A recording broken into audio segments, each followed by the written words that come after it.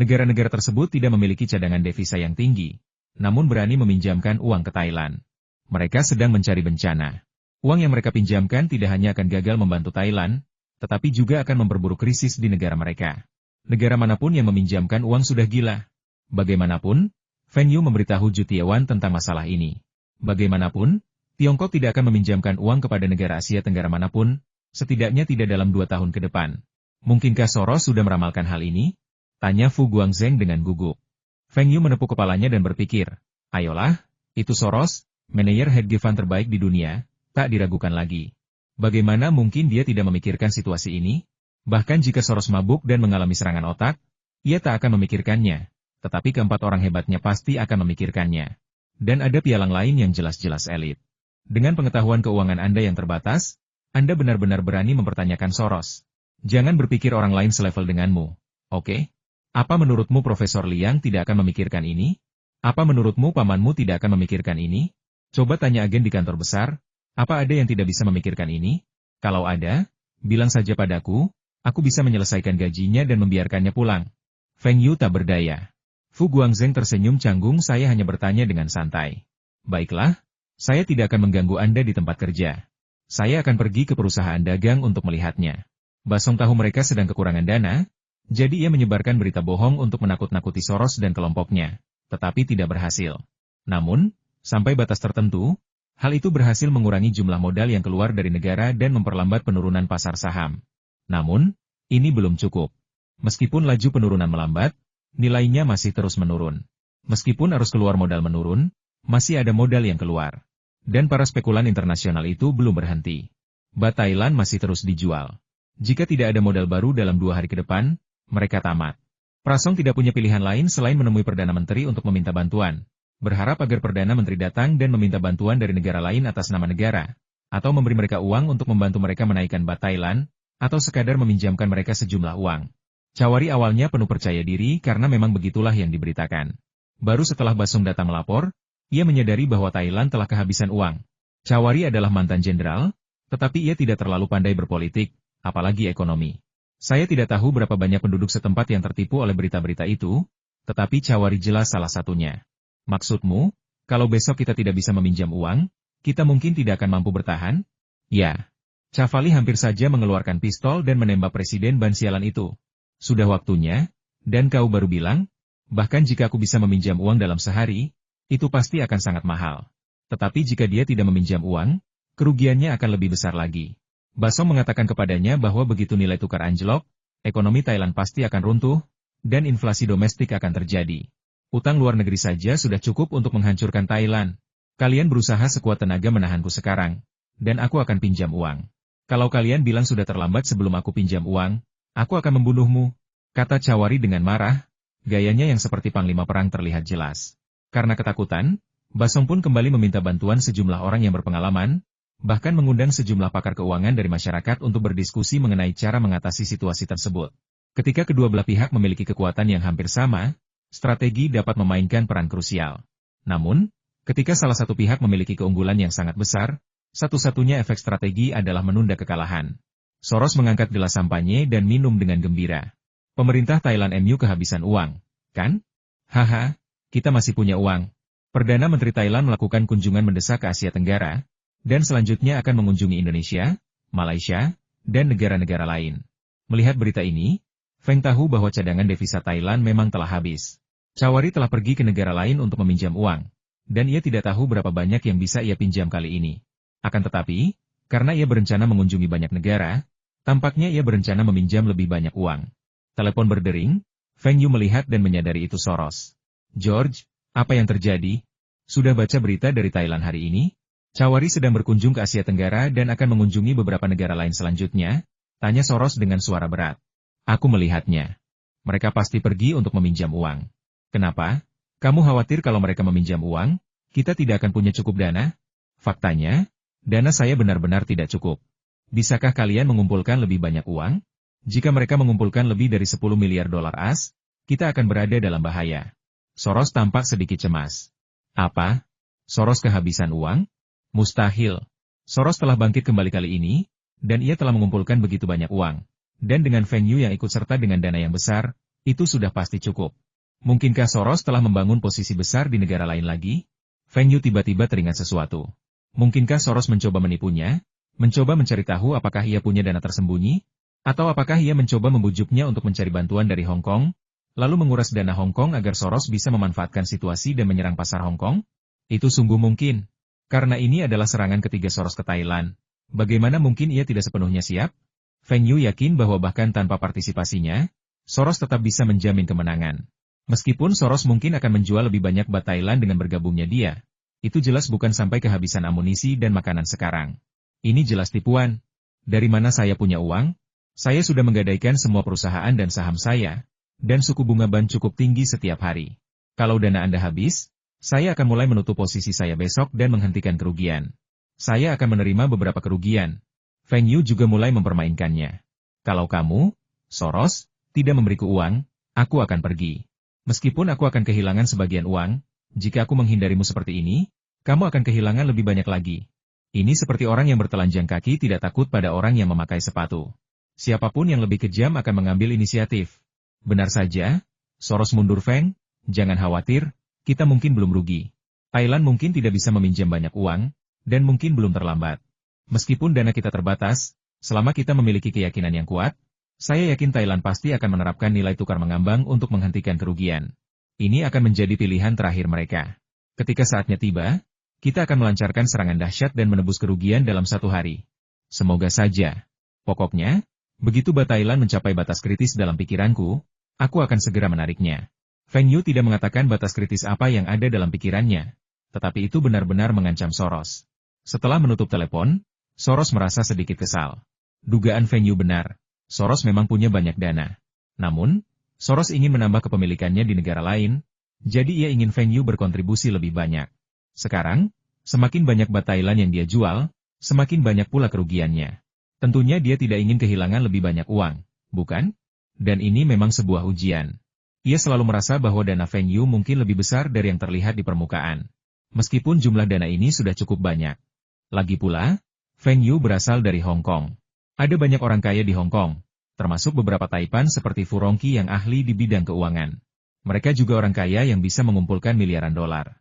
Dia juga mendengar bahwa Feng Yu tampaknya memiliki hubungan baik dengan keluarga Fu dan keluarga Li Ka-shing. Jika mereka bisa membawa kedua keluarga ini, mereka akan lebih mudah menang. Atau jika dia lebih beruntung, dia akan mundur terlebih dahulu dan kemudian menjebak Feng Yu dan yang lainnya di pasar Thailand, sehingga dia dapat mengambil kesempatan untuk menyerang pasar Hong Kong. Sayangnya, Feng Yu tampaknya tidak mempercayainya. Atau mungkin hubungan Feng Yu dengan kedua keluarga itu tidak sedekat yang dirumorkan. Lagi pula, Feng Yu masih sedikit tua, dan para pemimpin kedua keluarga itu jauh lebih tua. Bagaimana mungkin mereka menuruti perintah seorang anak kecil? Namun, ia juga mendapatkan jawaban yang diinginkannya melalui panggilan telepon ini. Kekuatan Feng Yu tidak cukup untuk membuktikan kemampuannya. Setelah ia menyapu bersih negara-negara Asia Tenggara lainnya, ia pasti tidak akan melepaskan Hong Kong, dan ngomong-ngomong, ia juga akan membiarkan Feng Yu kehilangan semua keuntungan yang diperolehnya kali ini. Jika kamu, Feng Yu, menolak bergabung dengan kami, maka kamu ditakdirkan untuk menjadi musuh kami. Melemahkan musuh adalah salah satu hal favoritku. Keduanya saat ini menjalin kerjasama yang dangkal, tetapi selalu waspada satu sama lain. Satu ketidaksepakatan saja bisa berujung pada konfrontasi. Untuk saat ini, belum ada yang menghasilkan uang, jadi tidak akan ada perselisihan. Tetapi jika kedua belah pihak menghasilkan uang, hal itu mungkin tidak akan terjadi. Feng Yu memang tidak punya perasaan baik terhadap negara-negara Asia Tenggara lainnya, karena kebangkitan Tiongkok pasti akan mengancam status negara-negara tersebut. Jika Feng Yu berasal dari negara-negara tersebut, mereka pasti akan bergabung untuk memblokir jalur perdagangan laut. Tapi Feng Yu orang Tiongkok. Dia tidak mau bicara soal patriotisme. Dia percaya karirnya baru bisa berkembang pesat jika negaranya maju. Kalau negaranya miskin, bagaimana mungkin ada orang kaya? Ini bukan Afrika, diperintah oleh Panglima Perang. Hanya dengan menjatuhkan negara-negara Asia Tenggara tersebut, Tiongkok dapat bangkit dengan mulus. Sapuan Soros di Asia Tenggara kali ini tidak dapat dikatakan tanpa dukungan pemerintah AS. Negara-negara Asia Tenggara ini telah mengalami pertumbuhan ekonomi yang pesat selama kurang lebih 1 dekade terakhir. Dengan begitu banyak orang kaya, siapa yang akan iri pada Amerika Serikat?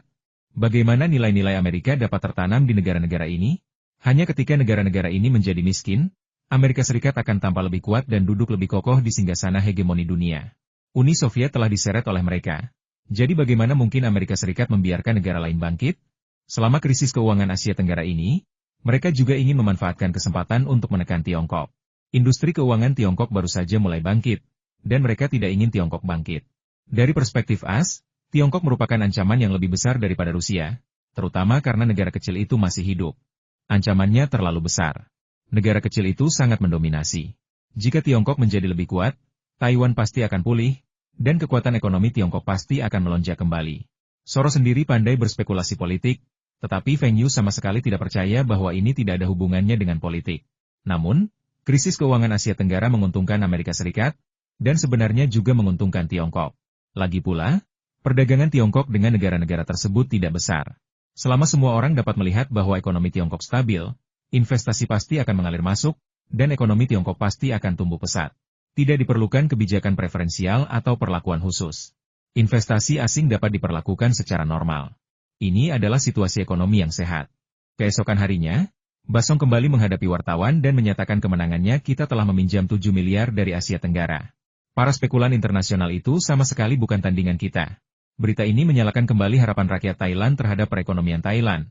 Dan beberapa investor asing yang awalnya berencana melarikan diri sekali lagi tidak dapat menahan diri. Thailand juga meminta bantuan Tiongkok, dan Tiongkok menanggapi pernyataan diplomatik Thailand. Kami membantu Anda menghubungi Dana Moneter Internasional. Kami berharap dapat memberikan bantuan kepada Anda melalui jalur bilateral sesuai pengaturan organisasi tersebut. Ini termasuk bantuan darurat dan gratis seperti makanan dan obat-obatan, serta kredit ekspor. Balasan ini tampaknya sangat bagus dan menunjukkan sikap membantu. Tetapi pada kenyataannya, sudah terlambat. Kalau mau bantu, bantu saja. Buat apa ke Dana Moneter Internasional? Secara teori, organisasi ini bertujuan untuk mendorong kerja sama moneter internasional, kerja sama keuangan, dan sebagainya. Bila perlu, organisasi ini bisa memberikan bantuan kepada negara-negara yang sedang mengalami kesulitan ekonomi serius. Namun, kita juga salah satu negara anggota. Kita bisa melakukan bantuan semacam ini sendiri. Jika Dana Moneter Internasional saja bisa, kenapa kita harus repot-repot dengan Tiongkok? Chawari agak marah, tetapi ia tidak punya pilihan lain. Ia telah meminjam uang dari negara-negara di Asia Tenggara yang hubungannya relatif baik, dan berhasil mengumpulkan total 15 miliar, tetapi uang itu tidak akan sampai sekaligus. Kawasan mana di Asia Tenggara yang saat ini memiliki cadangan devisa yang memadai? Tiongkok, Taiwan, Hong Kong, dan Jepang. Jepang langsung menolak proposal tersebut, Taiwan tidak menanggapi, dan Hong Kong menyatakan akan mempelajari masalah tersebut. Secara keseluruhan, Tiongkok adalah satu-satunya negara yang merespons dengan cepat. Terlebih lagi, ada orang-orang dari Tiongkok yang menjabat sebagai direktur eksekutif organisasi tersebut, dan efisiensi mereka memang jauh lebih tinggi.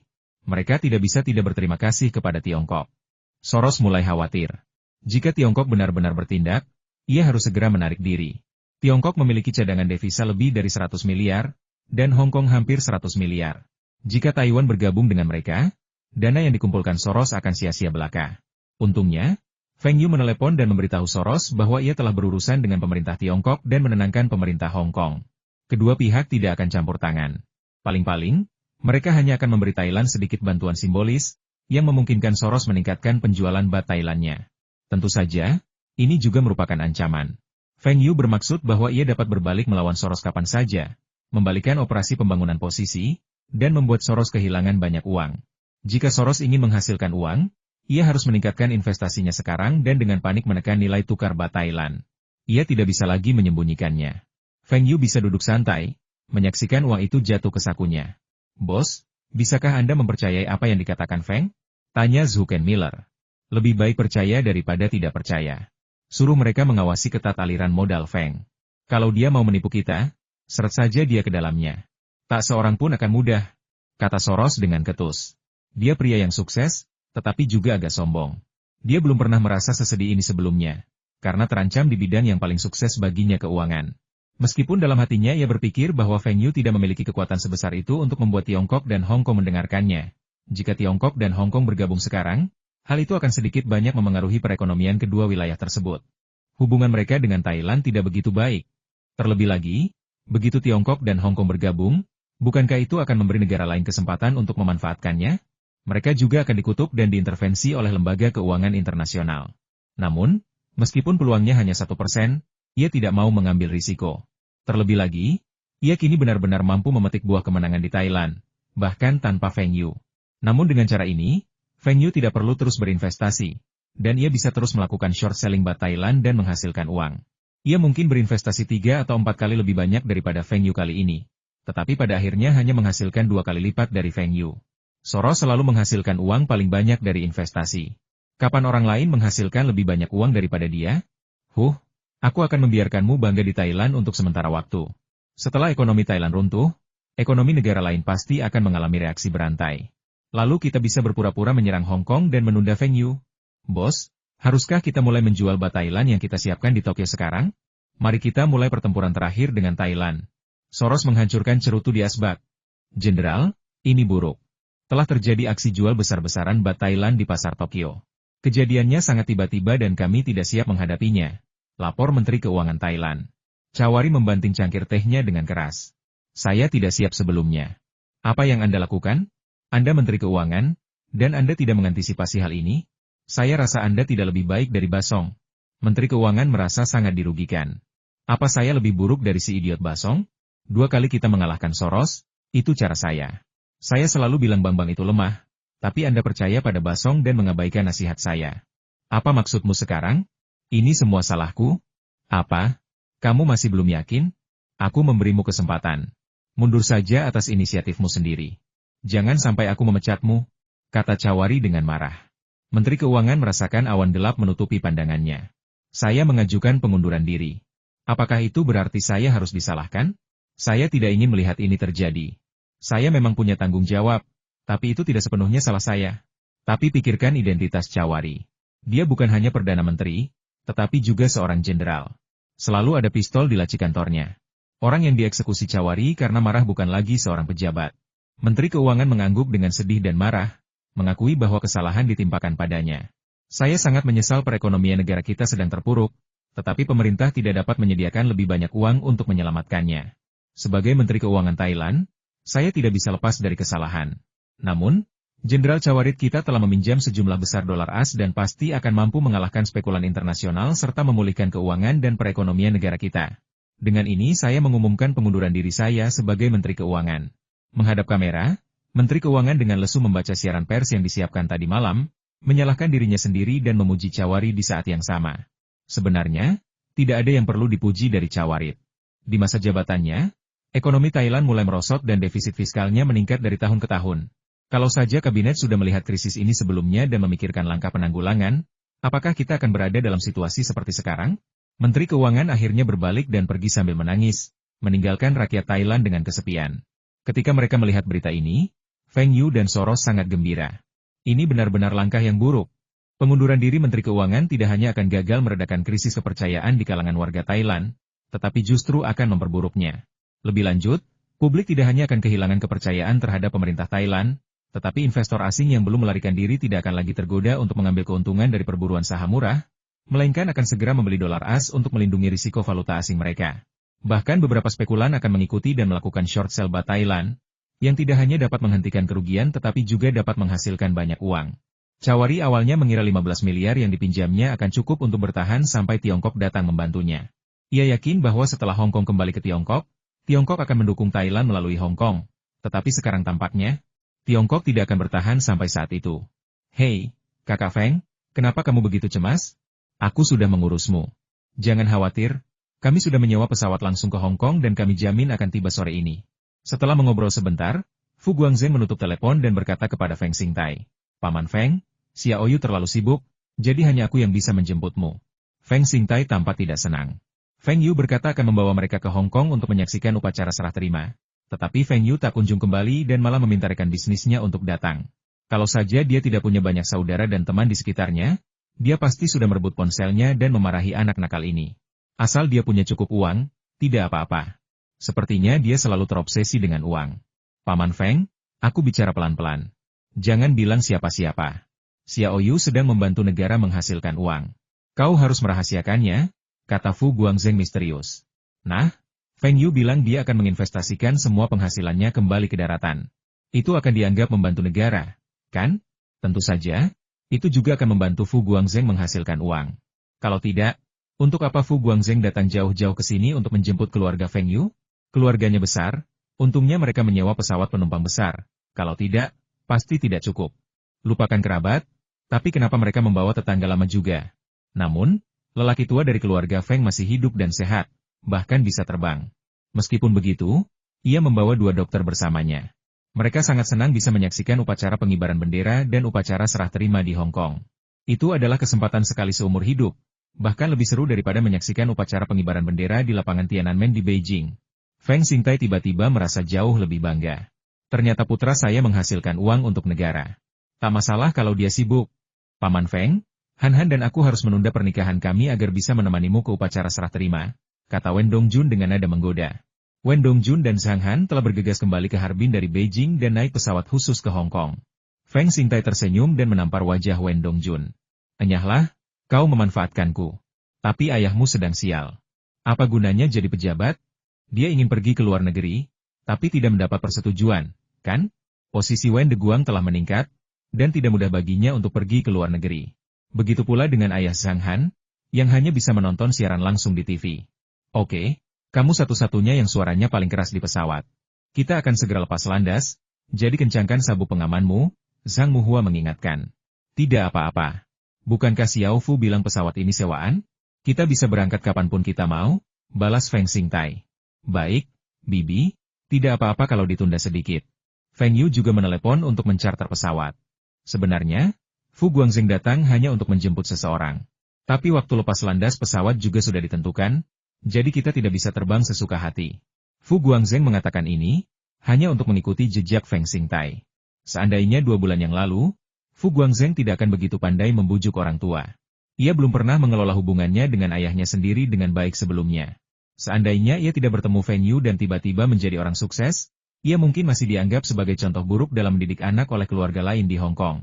Namun, sejak bertemu Profesor Liang, atau lebih tepatnya, Liang Yin, kemampuan Fu Guangzheng untuk menyanjung orang lain semakin meroket. Yang lebih mengejutkan Feng Yu adalah Fu Guangzheng ternyata tidak berselingkuh di Hong Kong. Mengenai kehidupan di daratan, Feng Yu belum melihatnya, jadi dia tidak bisa berkomentar. Namun, dilihat dari fakta bahwa Fu Guangzheng pergi ke daratan setiap minggu, entah ada kegiatan atau tidak, dan penampilannya yang selalu polos dan acuh tak acuh setelah kembali, dia jelas tidak melakukan hal baik apapun di daratan. Dia bahkan mungkin punya beberapa anak. Kalau tidak, mengapa Fu Guangzheng membeli rumah di banyak kota? Benarkah seperti yang dia katakan, dia tidak bisa terbiasa tinggal di hotel? Tetapi setidaknya di hadapan Profesor Liang dan Liang Yin, Fu Guangzheng tampak sebagai seorang pemuda berbakat yang berkarakter baik, tetapi tampaknya masih belum ada kemajuan antara Fu Guangzheng dan Liang Yin. Paman Dongjun, ceritakan padaku sebuah kisah. Li Zixing meraih lengan Wen Dongjun. Kegembiraan di wajah Wen Dongjun langsung sirna, digantikan oleh ekspresi khawatir Zixing. Bisakah kamu bicara dengan ayahmu? Tidak, cerita ayah tidak bagus. Li Zixing menggelengkan kepalanya, masih memegang erat lengan Wen Dongjun. Wen Dongjun memandang Feng Danying untuk meminta bantuan saudari Ying. Feng Danying tersenyum dan berkata, kamu seorang mahasiswa, dan kamu bahkan tidak bisa bercerita? Wen Dongjun, sekolah mana yang mengajarimu bercerita? Dan kenapa kalian semua berpikir mahasiswa harus tahu segalanya? Apa salahku sampai menyinggung siapapun dengan kuliah? Apa asyiknya selalu mengkritik mahasiswa? Zhang Han menahan tawanya, mengangkat Li Zixing, dan meletakkannya di pangkuannya. Jangan khawatir, pesawatnya akan segera lepas landas, dan pamanmu Dongjun akan memberitahumu. Wen Dongjun menatap Zhang Han dengan sedih dan marah. Kau selingkuh dari suamimu, kami sudah mendapat surat nikah, kau tidak bisa melakukan ini. Jadi, cerita apa yang ingin kau dengar? Tanya Wen Dongjun cepat, sambil memutar otak untuk mengarang cerita. Kasual. Raut wajah Wen Dongjun semakin getir. Saat meminta pendapat orang lain, ia paling takut dengan kata santai. Jika ia tidak bekerja sebagai sekretaris atasan dan tidak melatih kemampuan menulisnya selama beberapa waktu, ia tidak akan bisa menulis cerita seperti itu dalam waktu sesingkat itu. Namun, ini menjadi dilema baginya. Bagaimana jika si kecil tidak menyukai cerita yang ia buat? Zhang Han masih pandai membujuk anak-anak. Ia bertanya sambil tersenyum, pernahkah kau mendengar tentang Havoc in Heaven? Aku pernah dengar dan nonton kartunnya juga, kata Li Zixing sambil cemberut. Ayah cuma tahu cara menceritakan kisah ini, tapi sekarang dia bisa menceritakannya. Kau pasti belum pernah mendengar tentang malapetaka yang ditimbulkan Juba Jie di surga, bukan? Mata Wen Dongjun terbelalak. Apa-apaan ini? Juba Jie membuat kekacauan di surga? Aku tidak berpendidikan tinggi, jangan bohongi aku. Mata Li Zixing berbinar. Dan ia langsung mengambil keputusan Juba Jie membuat kekacauan di istana surgawi? Aku belum pernah mendengarnya. Nanti saja ku dengar. Zhang Han menatap Wen Dongjun sambil tersenyum. Terserah kamu nanti gimana caranya ngarang cerita. Aku kan sekretaris, jadi aku nggak yakin bisa ngarang cerita. Kamu kan udah ngarang banyak cerita di depanku. Orang-orang di sekitarnya tertawa terbahak-bahak melihat ekspresi putus asa Wen Dongjun hingga mereka membungkuk karena tertawa. Tak lama kemudian, pesawat lepas landas. Begitu pesawat stabil, Wen Dongjun langsung berdiri dan hendak lari ke toilet, tetapi ditahan oleh Li Zixing. Si kecil bangun pagi hari ini, tapi sepertinya tidak mengantuk sama sekali. Wen Dongjun memeras otak dan akhirnya menemukan sebuah cerita. Setengah jam kemudian, pramugari akhirnya tiba membawa makanan, dan Wen Dongjun akhirnya merasa sedikit lega. Feng Yu berdiri di bandara, terus-menerus melihat jam tangannya. Ada beberapa bus mewah terparkir di sampingnya, dan tentu saja ada juga beberapa bus Songjiang Red Star yang dimodifikasi. Misalnya, kakek tidak bisa naik bus. Pesawat mendarat dan pintu kabin terbuka. Feng Xingtai adalah orang pertama yang membantu lelaki tua itu keluar, diikuti oleh yang lainnya perlahan-lahan. Feng Xingtai menopang lelaki tua itu dan berdiri di pintu kabin, memandangi lampu redup di kejauhan. Kita akan menyaksikan kembalinya Hong Kong secara langsung. Silakan masukkan teks utama, ada apa denganmu? Begitu banyak saudara dan teman di sini. Dan kamu hanya punya sedikit kursi ini? Feng Xingtai mengkritik dengan tidak puas. Ayah, ruang konferensi ini cuma punya sedikit kursi. Lihat saja semua wartawan dari seluruh dunia. Kan? Ada juga para pemimpin dan perwakilan dari begitu banyak negara. Pasti ada lebih banyak lagi perwakilan dari Inggris dan Hong Kong. Kan? Kursi-kursi yang sedikit ini sudah maksimal. Bahkan perwakilan Amerika pun tidak punya kursi sebanyak ini. Kali ini, ada lebih dari 8.000 reporter, tidak jauh lebih sedikit daripada Olimpiade. Sebagian besar kursi telah dihapus. Feng Yu sudah melakukan yang terbaik untuk mendapatkan beberapa kursi ini. Anak-anak muda ini hanya bisa berdiri di lorong. Feng Xingtai jauh lebih senang ketika mendengar bahwa perwakilan Amerika pun tidak mendapat begitu banyak kursi. Lagi pula, tidak masalah jika kerabat dan teman-teman mereka menonton dari luar. Kebanyakan orang berdiri di luar menonton. Putraku benar-benar hebat. Begitu banyak orang yang tidak bisa masuk ke tempat ini. Bukan hanya aku yang masuk, aku bahkan mendapat tempat duduk. Feng Yu datang untuk menghadiri upacara kepulangan dan juga mengatur agar beberapa orang mengawasi tren keuangan internasional, terutama para pialang yang dibawa kembali dari New York. Mereka sebenarnya tidak terlalu peduli dengan masalah ini. Mereka lebih peduli tentang berapa banyak uang yang bisa mereka dapatkan kali ini. Investasi ini bukan hanya uang Feng Yu sendiri, jadi tidak boleh ada kecelakaan. Pada tanggal 30 Juni, pukul 23.42, upacara serah terima resmi dimulai. Tepat pada pukul 23.56 WIB, pembawa bendera kedua negara keluar dan seluruh tamu berdiri memandang tiang bendera yang ada di kedua sisi panggung utama. Pukul 17.59, bendera Inggris dan bendera Hong Kong diturunkan bersamaan. Melihat Union Jack diturunkan, banyak orang sangat gembira. Beberapa warga Inggris bahkan meneteskan air mata. Mereka kehilangan banyak pendapatan setiap tahun. Pada tengah malam tanggal 1 Juli, lagu kebangsaan Tiongkok dikumandangkan. Seluruh rakyat Tiongkok ikut bernyanyi. Bahkan para pemimpin negara pun ikut bernyanyi. Suara mereka menggema di seluruh ruangan. Saat lagu kebangsaan dikumandangkan, bendera nasional Tiongkok dan bendera SAR perlahan dikibarkan bersamaan. Feng Yu dan yang lainnya juga menyaksikan pengibaran bendera nasional dan menyanyikan lagu kebangsaan dengan lantang. Feng Yu bahkan mendengar kakeknya ikut bernyanyi. Suaranya agak serak dan agak sumbang, tetapi itulah suara terindah saat itu. Saat lagu kebangsaan berhenti, seluruh penonton riuh. Feng Yu menyaksikan orang tuanya bertepuk tangan dengan riuh, dan tangannya tak henti-hentinya. Meskipun peta itu masih jauh dari selesai, itu adalah langkah pertama menuju kemenangan. Feng Yu berpikir bahwa karena ia telah mengalami hidup dan mati dan telah mengalami adegan ini di kehidupan sebelumnya, ia tidak akan terlalu emosional. Namun, tiba-tiba, air mata menggenang di matanya. Air mata Lina semakin deras. Patriotisme semacam ini telah merasuk ke dalam tubuh setiap orang Tionghoa, bahkan menjadi sebuah keyakinan. Wen Dongjun, yang berdiri di dekatnya, menangis terseduh-seduh. Zhang Han juga meneteskan air mata, memegang sapu tangan dan menyeka air mata Wen Dongjun. Kakek Feng Yu juga menangis. Ia tak pernah menyangka akan hidup sampai hari ini dan datang ke lokasi untuk menyaksikan upacara serah terima secara langsung. Sungguh suatu kehormatan. Kamera dari berbagai media di seluruh dunia terus berkedip. Feng Yu menyerahkan sapu tangannya kepada kakeknya, yang sapu tangannya sudah basah kuyup. Feng Yu mendapati banyak warga Hong Kong juga menangis. Ikatan darah yang mengakar kuat di tulang mereka membuat mereka tak pernah lupa bahwa Hong Kong adalah bagian dari Tiongkok. Dan hari ini, akhirnya kembali ke pelukan tanah air. Bagaimana mungkin mereka tidak gembira? Jika tidak ada begitu banyak media asing yang hadir, saya khawatir mereka semua akan bersorak kegirangan.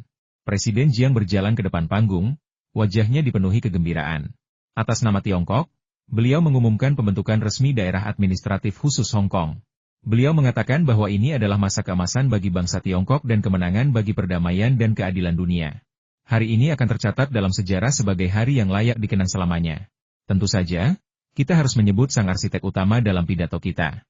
Bukan hanya konsepnya yang kreatif dan hebat, yaitu satu negara, dua sistem, tetapi juga keberhasilannya dalam menyelesaikan masalah Hong Kong melalui negosiasi diplomatik, yang akhirnya memungkinkan Hong Kong kembali ke pelukan tanah air. Pada saat ini, lelaki tua itu sedang duduk di depan TV, menonton siaran langsung, seperti kebanyakan orang Tiongkok biasa. Pada saat yang sama, semua orang Tiongkok yang menonton TV bersorak kegirangan, dan air mata kegembiraan membasahi wajah banyak orang. Seluruh negeri merayakan acara tersebut dengan antusiasme yang bahkan lebih besar daripada festival musim semi. Semua orang, tua maupun muda, duduk di depan televisi masing-masing, menyaksikan siaran langsung dengan penuh semangat. Tidak ada sandiwara Zhao Benshan atau bintang pop favorit mereka, tetapi siaran langsung ini menciptakan rating tertinggi dalam sejarah, cukup untuk mengajukan rekor dunia Guinness. Kembang api meledak di pesisir Hong Kong, bergema hingga ke Shenzhen dan Guangzhou. Sementara itu, kembang api dinyalakan di seluruh negeri, menerangi langit malam. Beberapa anak mengikuti orang dewasa di jalan, dan terlepas dari apakah mereka saling kenal atau tidak, mereka akan dengan senang hati saling menyapa dan bahkan mengobrol sebentar. Dalam 3 kalimat, percakapan pasti akan beralih ke kembalinya Hong Kong.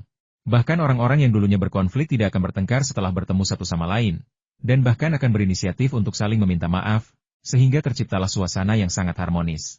Di pabrik-pabrik seperti Harbin Machinery Company, Fengyu Electronics, dan Aiwa Electronics, banyak pekerja yang tinggal di asrama berada di auditorium pabrik, menonton proyektor.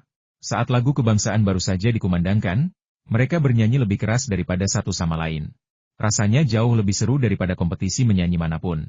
Li Mingde berdiri di depan panggung dan mengumumkan dengan lantang, setelah melakukan riset perusahaan, kami telah memutuskan bahwa selain hari libur normal besok, setiap pekerja akan menerima kartu belanja supermarket Taihua senilai 500 yuan. Kini, supermarket Taihua telah hadir di banyak kota.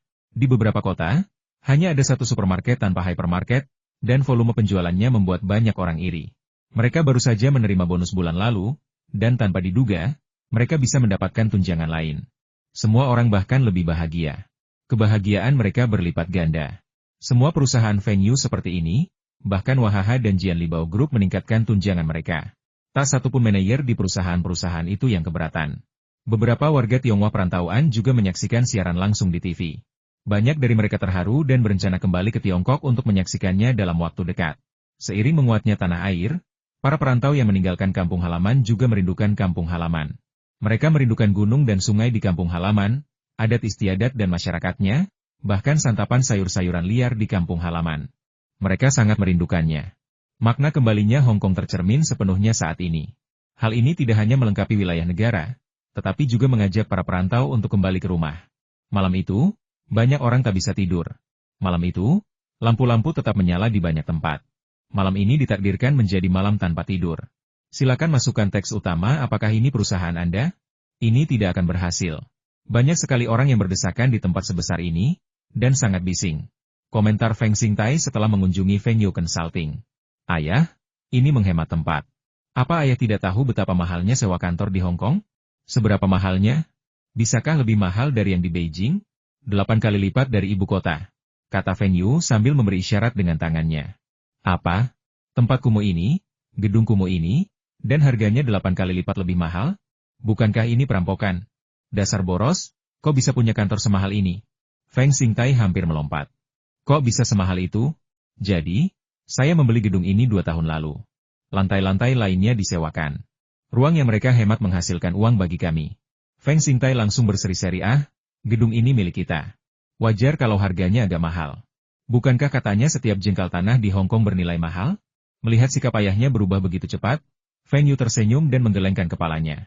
Ayah, aku mungkin sibuk siang ini, jadi biarkan Guangzheng berbelanja denganmu. Aku akan menjemput kalian semua nanti malam. Pemerintah Thailand tak sanggup lagi menanggungnya dan akan segera mengambil langkah yang tampaknya benar itu. Lalu kalah telak. Baht Thailand akan jatuh hingga membuat mereka patah hati. Nilai tukar baht Thailand terhadap dolar AS kini telah mencapai 281, dan kemungkinan akan terus merosot malam ini. Pemerintah Thailand telah menginvestasikan semua uang yang dipinjamnya, tetapi masih belum mampu mengalahkan pasukan Soros. Feng Yu juga harus mengawasi ini. Dia akan mengawasinya dengan saksama sebelum kebijakan Thailand dirilis. Baiklah, demi negara, ayah mengerti dirimu. Feng Xingtai mendekatkan diri ke telinga Feng Yu dan berbisik misterius. Feng Yu bingung. Apa maksudmu dengan untuk negara? Aku hanya mencari uang untuk diriku sendiri. Ia memperhatikan raut wajah Fu Guangzheng dan dengan bijak tidak bertanya lagi.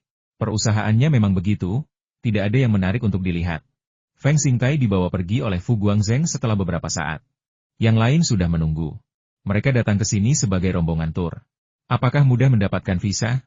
Orang tua Lina juga datang, tetapi mereka tidak datang ke perusahaan untuk menjenguk. Mereka menunggu di mobil bersama Lina dan yang lainnya. Ayah Lina sangat puas dengan penampilan Feng Yu kali ini. Karena tidak cukup kursi, Feng Yu dan Li Shiqiang pun menyingkir, meskipun mereka duduk. Setelah membicarakannya, ayah Lina pun akhirnya bisa menerima. Sepertinya Feng Yu baik-baik saja. Ia justru memikirkan mereka selama kejadian seperti ini, dan itu cukup bijaksana. Menantu laki-laki yang tidak bermoral itu sama sekali tidak peduli dengan mertua mereka, dan hanya peduli dengan penculikan putri orang lain. Feng Yu bahkan menyarankan agar ia berhenti bekerja dan membawa Feng Yu dan istrinya ke Beijing, tetapi Feng Yu dengan tegas menolaknya. Bukannya ia tidak sanggup meninggalkan pekerjaannya atau tidak ingin pergi ke Beijing, tetapi jika mertuanya tinggal bersama putri dan menantu mereka, akan terlihat seperti ia memanfaatkan keluarga Feng. Bagaimana pandangan mertuanya terhadap keluarganya, terutama karena kedua anaknya belum menikah? Ia tidak boleh kehilangan muka. Jika dia pensiun dan mereka memiliki anak, mereka dapat pergi dan membantu mengurus anak-anak. Bos, Anda lebih bahagia daripada saya. Ketika saya sukses, orang tua saya sudah tiada. He Zhaoji mendesah. Kalau begitu, kamu harus bekerja lebih keras untuk istri dan anak-anakmu. Setelah kamu menyelesaikan ini, uang yang kamu dapatkan akan cukup untuk langsung pensiun. Feng Yu menepuk bahu He Zhaoji dan berkata, saya belum siap pensiun dini. Asal bos saya tidak memecat saya akan bekerja beberapa tahun lagi, kata Ho Xiuke sambil tersenyum. Tidak masalah, bekerjalah dengan giat, dan saya tidak akan memperlakukan kalian dengan tidak adil. Kami sudah menyiapkan bat Thailand itu. Setelah pemerintah Thailand mengadopsi sistem nilai tukar mengambang, kami akan segera bekerja sama dengan Soros dan menjualnya dengan cepat untuk merusak kepercayaan masyarakat terhadap pemerintah Thailand dan bat Thailand. Saya sudah bersiap sejak lama, hanya menunggu kabar saja. Mereka semua menyaksikan kembalinya Hong Kong kemarin dan tidak tidur nyenyak, jadi mata mereka masih sedikit merah. Yang membedakan perusahaan mereka dari perusahaan lain adalah perusahaan lain menggunakan kopi atau teh untuk menyegarkan diri, tetapi mereka menggunakan kili kaleng biru. Ternyata minuman ini benar-benar membuat orang tidak mudah lelah setelah meminumnya. Jenderal, ini satu-satunya cara yang kita punya. Kalau kita tidak bisa meminjam uang, bat Thailand akan terus melemah. Nilai tukar tetap kita sudah jatuh di bawahnya, saran Basong. Karena nilai tukar tetap sudah gagal, memasukkan semua uang pinjaman ke dalamnya tidak akan membantu. Jika mereka meminjam semua uang sekaligus, mereka mungkin bisa bertahan. Namun sayangnya, uang itu datang secara bertahap, dan sekali lagi, Soros menggerogotinya sedikit demi sedikit. Sekarang satu-satunya cara untuk membuat bat Thailand lebih tangguh adalah dengan menghentikan sistem nilai tukar tetap, mengadopsi sistem nilai tukar mengambang, memperkenalkan lebih banyak dana eksternal dan membeli bat Thailand. Trik ini pada dasarnya seperti menggali daging untuk menyembuhkan luka. Kelihatannya bagus di permukaan, tetapi sama sekali tidak berguna. Namun, ini adalah upaya terakhir pemerintah Thailand. Mereka yakin bahwa berdasarkan hubungan penawaran dan permintaan, mereka telah membeli begitu banyak bat Thailand, sehingga pasokan bat Thailand akan terbatas, sementara dolar AS akan kelebihan pasokan. Dengan cara ini, Soros tidak hanya harus berurusan dengan pemerintah Thailand, tetapi pemerintah Thailand juga akan terbebas dari kendala sistem nilai tukar tetap pada otonomi kebijakan ekonominya. Yang terpenting, menurut perjanjian mereka dengan banyak negara Asia Tenggara, negara-negara tersebut juga menyimpan banyak bat Thailand. Jika mereka tidak ingin merugi, mereka harus membeli bat Thailand dalam jumlah besar dan menaikkan nilai tukarnya. Basong yakin bahwa ini adalah langkah untuk memaksa negara lain ikut serta dalam persaingan Thailand.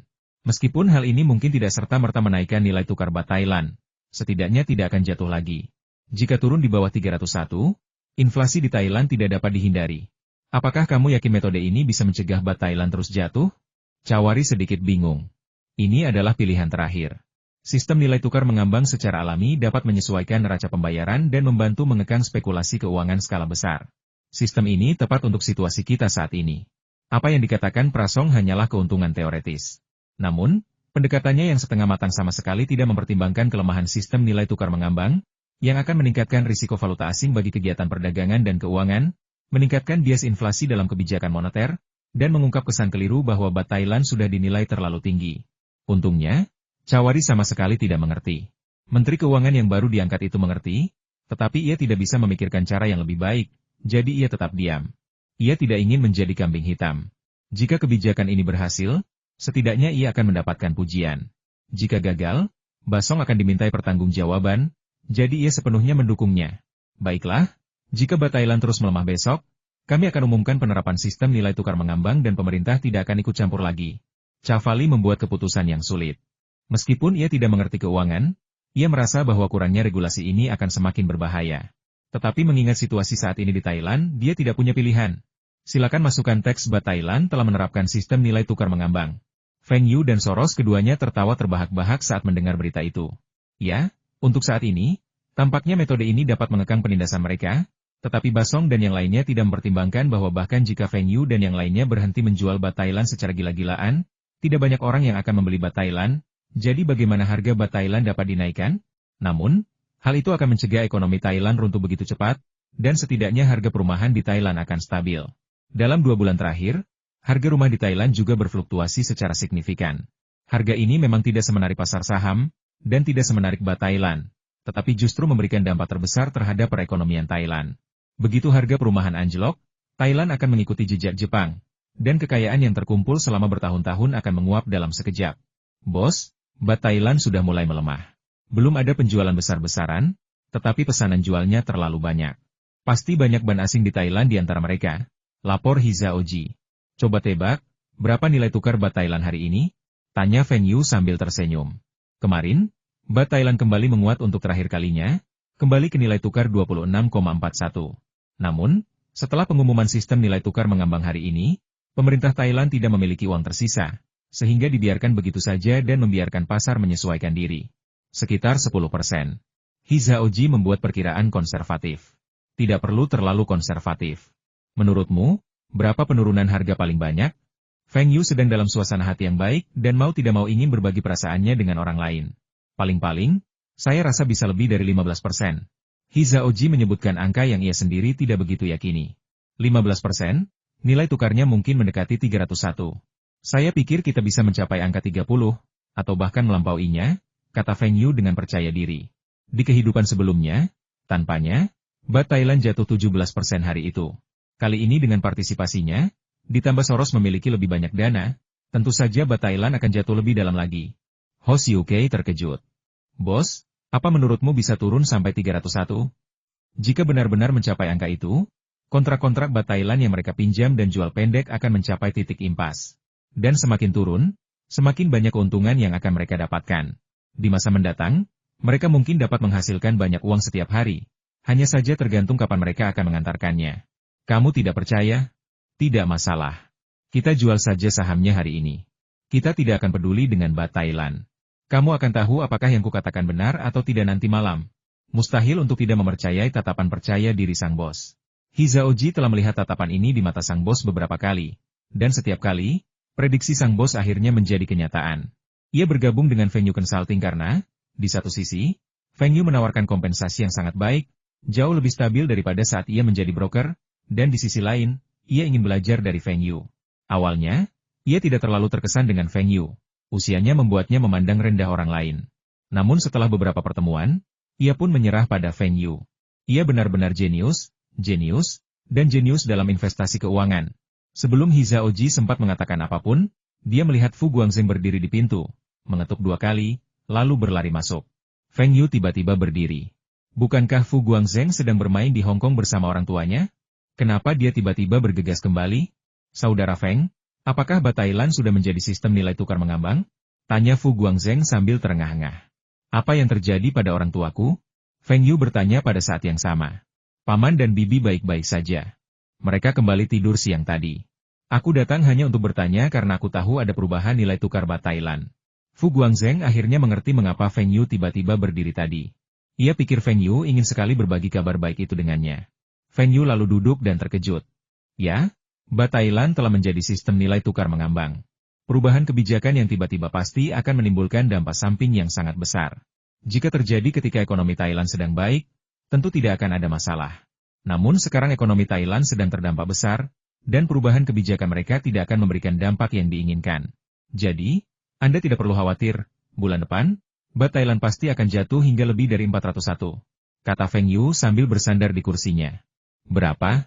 401? Turunnya sampai segitu? Lalu, berapa banyak uang yang bisa kita hasilkan? Fu Guangzheng sangat gembira. Ternyata ini lebih menguntungkan daripada yang dibayangkannya. Kami membuka posisi dengan rasio 251, lalu menambahkan beberapa posisi lagi. Rata-ratanya sekitar 271, dengan leverage rata-rata 12 kali. Kira-kira berapa banyak yang bisa kita hasilkan? Tanya Feng Yu dengan sengaja. Dia tidak mengatakan berapa banyak uang yang dihabiskan kemudian, tetapi hanya memberikan beberapa data, ingin mengolok-olok Fu Guangzheng. Namun Fu Guangzheng segera menghitung dan berkata, dengan kata lain, Anda bisa mendapatkan lebih dari 150 bat Thailand untuk setiap dolar AS? Itu sekitar 34 dolar AS. Apakah keuntungannya sebesar itu? Feng Yu tahu bahwa orang ini hanya peduli pada keuntungan, bukan investasi awal.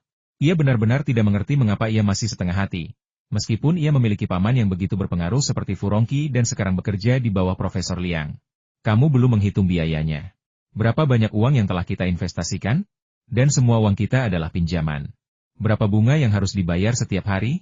Juga, berapa banyak uang yang akan kita rugi jika kita meminjam bat Thailand untuk dijual? Dan sudahkah kamu menghitung bunga pinjamannya? Berapa banyak uang yang akan kita rugi jika kita menjual saham-saham penyusunnya? Sudahkah kamu menghitung biaya bagian ini? Tanya Feng Yu sambil tersenyum. Fu Guangzheng bingung dan bertanya dengan lemah. Apakah kita harus membayar biaya sebesar itu? Kalau begitu, kita seharusnya masih untung. Lagi pula, nilai bukunya lebih dari 30 kali lipat. Kalau kita bisa mencapai nilai tukar 401, keuntungan kita bisa melebihi 100%, bahkan bisa mencapai 120%. Semua tergantung untung ruginya di sisi indeks saham berjangka. Lagi pula, kitalah yang memimpin penekanan di sini. 100%? Bukankah itu akan menggandakan keuntungan? Tanpa komisi 30% yang dibayarkan Feng Yu, ia tetap meraup untung besar dari uang yang diinvestasikannya. Waktu itu, saya mengajak paman saya ikut, tapi katanya lebih aman. Kalau tahu keuntungannya segede itu, pasti dia bakal nyesel. Sekarang, berapa nilai tukar bat Thailand? Tanya Fu Guangzheng. Feng Yu melihat berita waktu nyata di komputernya 27,41. Masih turun. Mulai hari ini, bisakah kita menghasilkan uang setiap hari? Kata Fu Guangzheng dengan wajah gembira. Menurutmu, butuh berapa lama sampai bat Thailand jatuh ke 401? 301? Nilainya akan hampir sama hari ini dan besok, tetapi pasti akan ada sedikit pemulihan. Kita tidak perlu khawatir tentang apa yang harus dilakukan selanjutnya. Soros bisa mengatasinya. Tapi kita masih harus terus bekerja keras di pasar saham. Dalam seminggu, kita akan beralih ke pasar Nanyang. Ah, kau akan pergi ke Asia Tenggara bahkan sebelum kau menyelesaikan pekerjaanmu di sini? Negara-negara ini saling terhubung. Lihat saja fluktuasi mata uang di Asia Tenggara. Menekan mereka juga akan memicu reaksi berantai. Lalu, kita bisa menikmati manfaatnya bersama. Apakah garis pertempuran akan terlalu jauh? Apakah kita punya cukup dana? Hahaha, kamu tidak perlu khawatir tentang itu. Kamu tahu apa itu kepanikan berantai? Kamu tahu apa itu efek kawanan? Saat menekan dolar baru Nanyang, tidak perlu berinvestasi terlalu banyak. Dan kita bisa mengirimkan beberapa kontrak lebih awal, jadi mudah untuk mengumpulkan dana. Malam itu, bat Thailand memang sempat jatuh ke 31,61, lalu sedikit menguat. Tak seorang pun percaya bat Thailand akan terus menguat. Penurunan bat Thailand tak terelakkan. Silakan masukkan teks utama. Malam harinya, Feng Yu sedang berjalan di koridor hotel, melihat ke kiri dan ke kanan, berjinjit seperti pencuri. 806, ini ruangannya. Ketuk pintu pelan-pelan, 3 kali panjang dan 2 kali pendek. Klik, pintu terbuka, Feng Yu segera masuk, dan dengan cepat menutup pintu dengan lembut. Aku di sini, apa kau merindukanku? Feng Yu menggunakan teknik membanting dinding untuk mendorong Lina ke dinding. Beraninya kau datang ke sini? Orang tuaku ada di sebelah, kata Lina dengan suara rendah. Apa yang kau takutkan? Mereka pasti lelah setelah berjalan seharian dan tidur lebih awal. Tunggu aku mau mandi. Feng Yu mencubit dagu Lina, menciumnya, lalu berjalan ke kamar mandi dengan raut wajah penuh nafsu. Siang hari, yang bisa ia dan Lina lakukan hanyalah berpegangan tangan. Jika mereka melanjutkan hubungan ini lebih jauh, ayah Lina akan terbatuk-batuk hebat. Feng Yu sudah mencoba datang kemarin, tetapi gagal. Hari ini, saat makan malam, ketika tidak ada yang memperhatikan, ia diam-diam memberi isyarat kepada Lina dan pergi tanpa menunggu persetujuannya. 1 jam kemudian, Lina mendorong Feng Yu dan berkata, cepat kembali. Bagaimana kalau ada yang melihatmu besok? Kalau mereka lihat, ya sudah.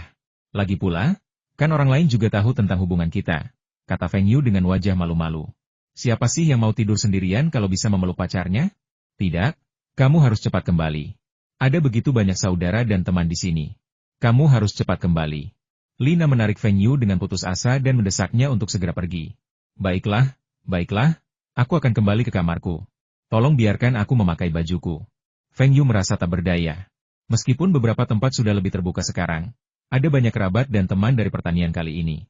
Mereka pasti akan membicarakannya secara diam-diam. Lina membuka pintu, menjulurkan kepalanya, dan melihat tidak ada orang di sekitar. Ia segera mendorong Feng Yu keluar dan segera menutup pintu. Feng Yu berjalan kembali ke kamarnya dengan ekspresi tak berdaya. Seharusnya ia tidak menempatkan Lina di lantai yang sama dengan mereka. Ketika mereka bangun pagi, mereka pergi keluar untuk bersenang-senang lagi. Sementara Feng Yu pergi ke perusahaan untuk memeriksa situasi bat Thailand hari ini. Yah, memang turun sedikit lagi. Meskipun tidak banyak, tetapi untungnya Feng Yu dan yang lainnya tidak perlu lagi menjual bat Thailand untuk menekan harga. Harga bat Thailand turun dengan sendirinya, dan pasar tidak bisa lagi menyesuaikan diri. Karena sejumlah uang panas internasional mendapati bahwa setelah bat Thailand mengadopsi sistem nilai tukar mengambang, sifat inflasinya terekspos, mereka juga ikut bergabung dan mulai memperpendek bat Thailand. Akibatnya, uang panas internasional ini menjadi kekuatan baru. Feng Yu dan Soros menghentikan investasi mereka, tetapi bat Thailand terus melemah perlahan. Meskipun penurunannya tidak signifikan, bat Thailand tidak menunjukkan tanda-tanda akan pulih. Feng, kita tidak perlu terlalu bersusah payah untuk bat Thailand. Selanjutnya, aku berencana menyerang dolar baru di Nanyang. Haruskah kita ikut? Baiklah, itu maksudku. Nanyang pertama-tama menggunakan cadangan devisanya untuk membantu Thailand memperkuat bat, lalu meminjamkan sejumlah mata uang asing kepada Thailand. Awalnya, mereka mengira akan mengalahkan Soros dan spekulan internasional lainnya di Thailand. Tetapi tak disangka, mereka tidak hanya gagal mengalahkan Soros dan timnya, tetapi bat dan Thailand pun runtuh, dan Soros beserta timnya pun mulai meraup untung. Pada saat ini, masalah baru terungkap. Cadangan devisa Nanyang tidak banyak. Setelah digunakan dalam jumlah tertentu dan dipinjamkan dalam jumlah tertentu, jumlahnya bahkan lebih sedikit lagi. Ada juga masalah besar, yaitu, negara-negara tetangga tidak memiliki devisa untuk dipinjamkan, dan tidak ada yang datang untuk membantu mereka. Semua negara dalam bahaya. Terlebih lagi, berkat strategi integrasi ekonomi regional, perekonomian Singapura, Malaysia, Thailand, dan negara-negara lain telah terintegrasi dan menjadi lebih kompetitif secara internasional. Oleh karena itu, perekonomian negara-negara dan kawasan ini telah mencapai perkembangan pesat dalam 1 dekade terakhir. Namun, strategi integrasi ekonomi regional ini memiliki kelemahan utama, yaitu memiliki efek keterkaitan industri. Artinya, jika suatu industri di suatu negara berkembang dengan baik, negara lain juga akan terdorong, seperti properti dan keuangan. Ketika industri terkait suatu negara di kawasan tersebut menurun drastis, negara lain juga akan terdampak serius. Industri keuangan dan properti Thailand sedang berkembang pesat, dan hal ini juga berlaku di negara dan kawasan Asia Tenggara lainnya. Biaya pembangunan menara kembar di Asia cukup tinggi, bahkan di Hong Kong pun demikian. Namun, pada saat itu, sektor keuangan Thailand tiba-tiba runtuh, dan industri keuangan di negara-negara yang saling terkait erat seperti Asia Tenggara, Malaysia, Indonesia, dan Filipina tak terelakkan terdampak. Yang pertama terpukul adalah mata uang mereka yang terdepresiasi dan nilai tukar mereka yang jatuh. Seperti kata pepatah, kesuksesan berkat Xiaohi, kegagalan juga berkat Xiaohi. Negara-negara ini bangkit bersama, tetapi juga menciptakan situasi di mana semua orang makmur dan semua orang menderita bersama. Keruntuhan ekonomi Thailand dan anjloknya nilai tukar bat taplak lagi menyeret mereka ke bawah. Bos, ada yang tidak beres. Hizaoji datang melapor. Apa yang salah? Feng Yu menatap Hizaoji. Apa yang tidak ia duga? Ada apa? Bos, ekonomi Hong Kong konon cukup terhubung dengan negara-negara tersebut. Meskipun kebijakan telah sedikit disesuaikan sejak serah terima, hubungan keduanya sangat erat sebelumnya. Mengapa situasi keuangan Hong Kong begitu abnormal? Pasar saham sedang naik. Dolar Hong Kong menggunakan sistem nilai tukar tertaut, artinya dipatok terhadap dolar AS. Ketika dolar AS menguat, dolar Hong Kong terapresiasi, dan ketika dolar AS melemah, dolar Hong Kong melemah. Nilai tukar saat ini adalah 7,5 dolar Hong Kong untuk 1 dolar AS. Bahkan, nilai tukar dolar Hong Kong di Asia Tenggara berada di urutan kedua setelah yen Jepang, yang tidak diragukan lagi berkat kemakmuran ekonomi Hong Kong. Namun, dalam keadaan normal, dolar Hong Kong juga seharusnya terpengaruh saat ini. Meskipun Hong Kong telah mengambil langkah-langkah darurat, hal itu hanya dapat memastikan nilai tukar yang stabil. Mengapa saham-saham Hong Kong melonjak tinggi? Feng Yu mengerutkan kening. Pasar saham Hong Kong terus meningkat, yang memang sangat tidak biasa. Sekalipun tidak jatuh, fluktuasinya tidak akan terlalu besar, terutama setelah Hong Kong kembali ke Tiongkok. Beberapa penurunan adalah hal yang wajar. Lagi pula, pasar keuangan Tiongkok daratan jauh lebih rendah daripada Hong Kong, bahkan Inggris. Para investor gelisah, jadi wajar saja jika mereka menjual beberapa saham. Mengapa beberapa orang masih panik menambah kepemilikan saham mereka? Apakah mereka begitu optimistis bahwa Hong Kong akan makmur setelah kembali ke Tiongkok? Apakah mereka yakin bahwa krisis ekonomi Thailand tidak akan memengaruhi Hong Kong? Tidak. Seseorang sengaja menaikkan harga saham. Apakah kamu sudah tahu berapa banyak investasi asing yang masuk selama periode ini? Tanya Feng Yu. Bagaimana kita bisa tahu? Tapi keluarga Fu seharusnya bisa tahu. Oke, awasi dolar Singapura. Mulai besok, kita akan membuat beberapa kontrak berjangka untuk dolar Singapura dan mulai menjualnya. He Zhaoji menerima pesanan dan pergi, dan Feng Yu memanggil Fu Rongqi. Keponakan Feng, kenapa kamu meneleponku jam segini? Ada apa? Paman, apakah kamu memperhatikan lonjakan saham Hong Kong baru-baru ini? Feng Yu langsung bertanya. Maksudmu, ada yang sengaja menaikkan harga saham? Aku juga pernah melihatnya. Kami yakin para spekulan itu berencana untuk menaikkan harga saham ke level tinggi lalu menjual indeks Hang Seng. Fu Rongqi menyadari hal ini pagi harinya dan sedang mendiskusikan strategi dengan Profesor Liang dan yang lainnya. Pasti Soros, bukan spekulan lain. Dia benar-benar ingin menyerang Hong Kong lalu mengancam daratan. Kata Feng Yu dingin. Jangan khawatir, kami di sini. Kami akan segera bertindak, dan sebaiknya segera mencairkan dana selagi harganya naik. Quantum Fund akan menyerang beberapa negara Asia Tenggara secara bersamaan. Soros benar-benar meremehkan kami, warga Hong Kong. Silakan masukkan teks utama. Bagus sekali Fu Rongqi memperhatikan hal ini, dan Fu Rongqi sangat mengenal Departemen Manajemen Keuangan Hong Kong dan dapat memperoleh data akurat yang sesuai. Fu Rongqi, bersama dengan Li Ka-shing, telah menyarankan Departemen Manajemen Keuangan untuk waspada terhadap krisis keuangan di Thailand yang dapat memengaruhi Hong Kong, dan bahkan telah menyiapkan rencana pertahanan 3 dimensi. Feng Yu tidak lagi peduli dengan Hong Kong. Setidaknya selama 2 atau 3 bulan, Soros tidak akan punya dana untuk memindahkan Hong Kong. Lagi pula, jika ia memindahkan Hong Kong, ia akan terpuruk. Belum lagi apakah ia bisa keluar dari sana dengan aman? Ia akan kehilangan kesempatan besar untuk menghasilkan uang dengan menyerang mata uang negara lain. Bagi seseorang seperti Soros, menghasilkan uang adalah prioritas utamanya. Ia tidak akan melewatkan kesempatan untuk menghasilkan lebih banyak uang dengan lebih mudah. Setelah penindasan di sini berakhir, mungkin ia, karena serakah, akan berbalik dan memimpin orang lain untuk menyerang Hong Kong dan dolar Hong Kong. Dengan begitu banyak negara yang terlibat, mustahil melakukan ini tanpa 2 atau 3 bulan. Jadi Feng Yu merasa lega untuk sementara waktu. Yang perlu dilakukan Feng Yu sekarang adalah menganalisis mata uang negara mana yang akan jatuh paling cepat dan paling parah, lalu menjualnya dalam jumlah besar, berusaha menghasilkan uang sebanyak mungkin agar ia bisa bersaing dengan Soros. Ketika menyerang Baht Thailand, Feng Yu menggunakan dana tersembunyi itu untuk meminjam sejumlah besar kontrak berjangka untuk mata uang beberapa negara, tetapi ia hanya meminjam sedikit dolar Nanyang. Dolar Singapura selalu sangat kuat, tidak jauh berbeda dengan dolar Hong Kong. Terlebih lagi, sebelum krisis ekonomi Thailand, Nanyang telah menyesuaikan struktur ekonominya, sehingga setidaknya rasio kredit macet dan kredit bermasalah Nanyang Ban jauh lebih rendah daripada di Thailand. Feng Yu juga mengkategorikan negara-negara Asia Tenggara ke dalam beberapa tingkatan. Negara dan wilayah seperti Macau, Nanyang, Hong Kong, Jepang, dan Taiwan adalah yang paling rentan, sementara Thailand, Malaysia, Indonesia, Filipina, dan Korea Selatan adalah yang paling rentan. Sedangkan Tiongkok dan Korea Utara, karena perkembangan keuangan mereka yang lebih lambat dan blokade serta intervensi yang ketat, mereka adalah yang paling tidak rentan. Nah, pasar keuangan Korea Utara adalah yang paling stabil, karena mereka bahkan tidak memiliki pasar saham. Feng Yu dan Soros mengambil tindakan pada saat yang sama dan dengan cepat membuat kontrak berjangka untuk dolar Singapura di pasar, menjual dolar Singapura yang dipinjam dengan imbalan dolar AS. Kemudian gunakan dolar AS untuk membeli kembali dolar Singapura dan menjualnya lagi. Mengulangi proses ini untuk segera memengaruhi nilai tukar dolar Singapura. Nanya menggunakan sistem nilai tukar mengambang terkendali, yang membuat dolar Singapura jauh lebih tangguh dibandingkan Thailand. Lebih lanjut, rentang nilai tukar dolar Singapura umumnya disesuaikan kira-kira setiap 3 bulan, dan cadangan devisa dalam keranjangnya terus diperbarui.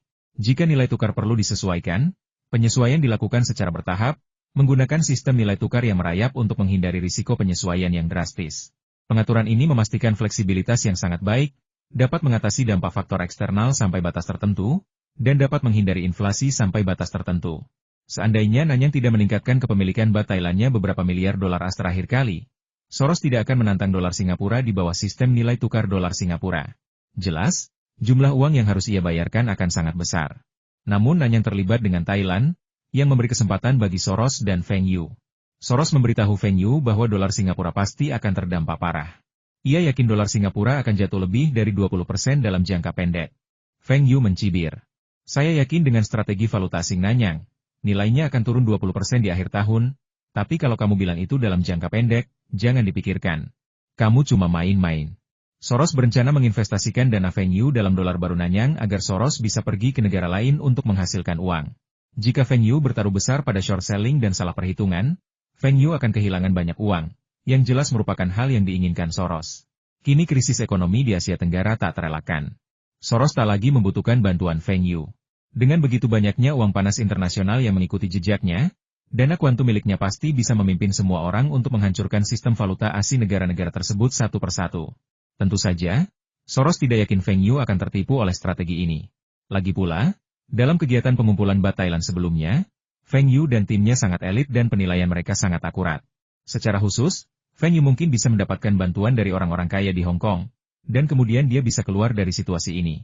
Namun, Soros akan lebih senang jika Feng Yu meminta bantuan orang-orang kaya di Hong Kong. Dengan begitu, Hong Kong akan lebih aman, dan ketika ia bertindak, perlawanan akan lebih lemah. Mereka yang berada di Hong Kong mungkin tidak tahu bahwa ia telah mengambil tindakan terhadap Hong Kong. Namun, ia tidak menekan dolar Hong Kong atau saham Hong Kong, melainkan mendorong kenaikan saham Hong Kong. Ketika ia mendorong pasar saham Hong Kong ke titik tertinggi sepanjang sejarah, negara-negara seperti Malaysia dan Filipina akan menuai hasil kemenangan, menjadikannya saat yang tepat untuk menyerang pasar keuangan Hong Kong. Saat itu, indeks Hang Seng pasti akan anjlok. Sekalipun dolar Hong Kong menjamin nilai tukar, ia tetap akan meraup untung besar jika indeks Hang Seng jatuh. Jika ia bisa menyeret Huaxia bersamanya, itu akan lebih baik lagi. Pasar keuangan Tiongkok berkembang sangat lambat, sehingga tidak banyak pakar di sana. Jika ia bisa masuk dan menyapu bersih pasar, ia bisa meraup keuntungan setidaknya beberapa miliar dolar, bahkan mungkin lebih dari 10 miliar dolar. Hal itu juga dapat menyebabkan ekonomi Tiongkok merosot dan membawa ekonomi Tiongkok yang sedang tumbuh pesat ke titik beku, sehingga tidak ada negara manapun yang dapat mengancam posisi Amerika Serikat sebagai hegemoni dunia.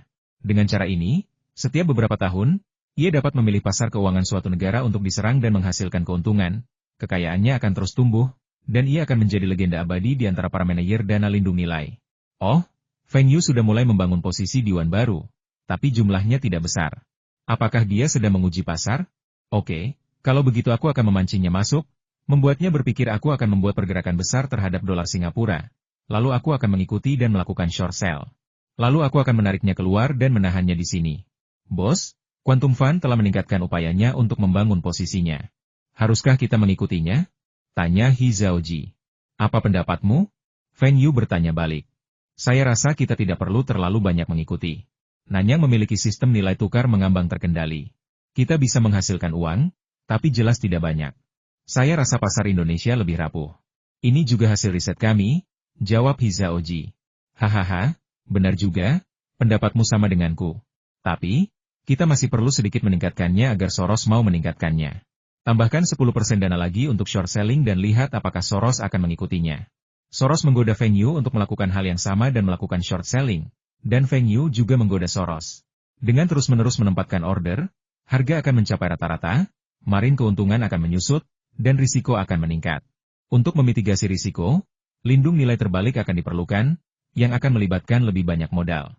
Soros bisa melihat ini, tapi aku tidak bisa. Feng Yu, kau ingin menipuku, dan aku juga berencana menipumu. Meskipun Feng Yu juga tahu bahwa Soros tidak akan menderita kerugian apapun dari uang ini, Feng Yu pun tidak akan menderita kerugian apapun. Tetapi jika ia berinvestasi lebih banyak dalam dolar Singapura, ia akan memperoleh keuntungan yang jauh lebih sedikit di pasar lain, yang setara dengan kerugian. Setelah Feng Yu menambahkan 10% dana, Soros juga terus menambahkan kontrak, tampaknya mencoba untuk lebih memikat Feng Yu. Namun, Feng Yu tersenyum dan berkata kepada He Zhaoji saat ini, kita hanya akan mendapatkan sebanyak ini, dan kita harus berinvestasi secara rasional.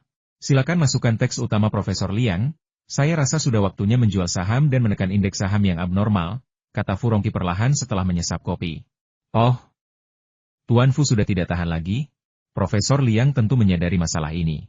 Ia mendiskusikannya dengan Furongqi dan yang lainnya, dan berpikir lebih baik menunggu sampai harga naik sedikit sebelum menjual. Asalkan itu terjadi sebelum Quantum Fund menjual saham berjangka indeks.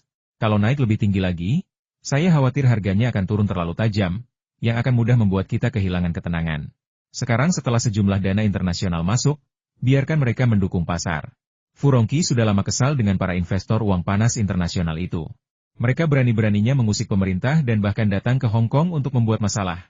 Kali ini, aku akan menjebak mereka dan lihat kapan kalian bisa keluar. Saya rasa itu mungkin. Bagaimana pendapat kalian? Profesor Liang mengangguk dan bertanya kepada perwakilan orang kaya lainnya. Li Ka-shing berbicara mewakili Li Ziju, ayah saya mengatakan bahwa kali ini kita harus mengikuti pendapat Paman Fu dan Profesor Liang. Karena mereka setuju, saya juga tidak keberatan. Namun, kita tidak boleh terlalu agresif dalam aksi jual untuk menghindari penurunan harga saham yang tajam. Tentu saja, kita masih perlu menarik uang-uang internasional yang panas itu. Bagaimana kita bisa menakut-nakuti mereka? Bagaimana pendapat kalian? Apakah kalian keberatan dengan usulan kita? Furongqi memandang yang lain. Orang lain mungkin tidak sekaya Furongqi, atau mereka adalah perwakilan yang dikirim orang lain, tetapi tidak peduli siapa mereka. Mereka tidak berani mengatakan bahwa mereka lebih baik daripada Furongqi dalam hal keuangan. Apalagi mereka memiliki pendapat yang sama dengan Profesor Liang, yang sangat terkenal di Hong Kong. Tidak ada yang keberatan, semuanya setuju. Furongqi mengangguk puas. Kali ini, ia telah menjadi pemimpin orang-orang kaya di Hong Kong. Perasaan ini membuatnya merasa sangat senang. Jangan berpikir para Taipan papan atas ini tidak punya aspirasi. Bahkan di usianya, ia masih punya cita-cita besar. Keluarga Li Ka-shing tidak sekaya keluarga Fu. Sekarang Li Ka-shing telah menjadi orang terkaya di Hong Kong. Bagaimana mungkin ia tidak punya ide sendiri? Keesokan harinya, Furongqi dan yang lainnya mulai menjual saham Hong Kong secara berirama, menyebabkan indeks Hang Seng Hong Kong mulai jatuh. Ketika Feng Yu melihat adegan ini, ia tahu bahwa Furongqi dan yang lainnya sudah mulai mencairkan dana mereka. Jadi, mereka mau tidak mau ikut serta. Indeks Hang Seng telah melonjak dari 13.000 menjadi hampir 14.000 dalam beberapa hari terakhir. Pertumbuhannya sangat pesat, yang sangat menarik perhatian di tengah kondisi pasar saham di banyak negara dan kawasan Asia Tenggara yang sedang tidak baik. Tentu saja, hal ini juga menarik banyak uang panas untuk masuk. Para investor tersebut percaya bahwa pasar saham Hong Kong sedang naik melawan tren pasar dan pasti tidak akan turun secepat itu. Mereka dapat menghasilkan uang dengan mengejar kenaikan tersebut. Namun tak disangka, hari ini harga tiba-tiba mulai turun dan tidak pulih hingga pasar tutup. Bos, ada yang salah dengan pasar saham Hong Kong. Kita jelas-jelas berusaha mencari cara untuk mendongkrak indeks Hang Seng, tapi malah anjlok hari ini. Lapor Druckenmiller. Seberapa parah jatuhnya? 56 poin. Tapi menurutku itu masih tidak normal. Seharusnya tidak turun saat ini. Kecurigaan Anda benar. Kami telah mempromosikan pasar saham Hong Kong di negara-negara Asia Tenggara, dan sejumlah besar modal telah mengalir ke dalamnya. Indeks Hang Seng seharusnya tidak turun. Apakah ada aksi jual besar-besaran dan terkonsentrasi? Disinilah letak masalahnya. Kami belum melihat adanya penjualan terkonsentrasi dalam skala besar, tetapi menurut perhitungan kami, pada titik ini, untuk menyebabkan indeks Hang Seng turun 56 poin, setidaknya HK1 miliar akan ditarik. Sudahkah Anda memeriksa apakah ada perusahaan yang mengurangi kepemilikannya dan menjual beberapa saham komponen indeks? Perintah Soros. Setelah Druckenmiller pergi, Soros menyandarkan kepalanya di satu tangan dan mulai merenungkan apa yang salah. Apakah mereka diam-diam menggelembungkan indeks Hang Seng, dan regulator keuangan Hong Kong menemukannya? Namun Miller tidak bereaksi. Ataukah ini hanya fluktuasi biasa? Dibandingkan dengan indeks Hang Seng yang mencapai lebih dari 14.000 poin, penurunan 56 poin adalah fluktuasi yang wajar. Tidak perlu diperhatikan atau dikhawatirkan. Mungkin dia terlalu memikirkannya. Soros sedang dalam suasana hati yang buruk hari ini, bukan karena indeks Hang Seng jatuh, tetapi karena umpan yang dilemparnya tidak banyak memberi pengaruh. Ia meminjam sejumlah besar kontrak berjangka dolar Singapura, berharap Feng Yu juga akan mengikuti dan membangun posisi besar. Namun, Feng Yu hanya membangun posisi kecil lalu tiba-tiba berhenti. Ada beberapa kemungkinan, seperti dana Feng Yu tidak mencukupi, Feng Yu tidak optimis dengan penurunan tajam dolar Singapura, Feng Yu masih menunggu dan mengamati, atau Feng Yu telah menggunakan dana tersebut untuk membangun posisi di negara-negara seperti Filipina. Ia tentu berharap Feng Yu kehabisan dana, tetapi kemungkinan itu sangat kecil. Kemungkinan besar Feng Yu hanya menunggu dan mengamati, yang juga merupakan hasil yang paling diinginkannya. Namun, ia khawatir Feng Yu sedang membangun posisi di negara-negara seperti Filipina. Itulah tujuan utamanya kali ini, dan menyerang dolar Singapura hanyalah kedok. Tentu saja, kesemek yang paling lemah akan dipetik terlebih dahulu. Di antara negara-negara ini, Asia Tenggara tidak begitu mudah untuk dihadapi. Meskipun devaluasi baht Thailand telah menunjukkan tanda-tanda krisis ekonomi, hal ini telah menarik banyak uang panas untuk masuk ke pasar. Terlebih lagi, banyak orang yang benar-benar memperhatikan dana kuantumnya. Selama ia melakukan short selling terhadap mata uang suatu negara, saya yakin banyak orang akan segera mengikutinya dan melakukan short selling terhadap mata uang negara tersebut.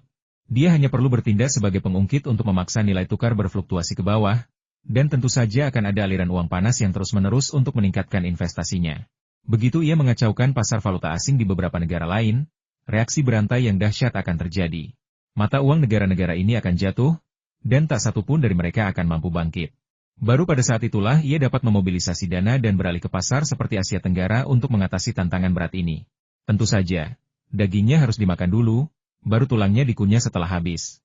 Namun kali ini, ia ingin melemparkan tulang-tulang itu kepada Feng Yu.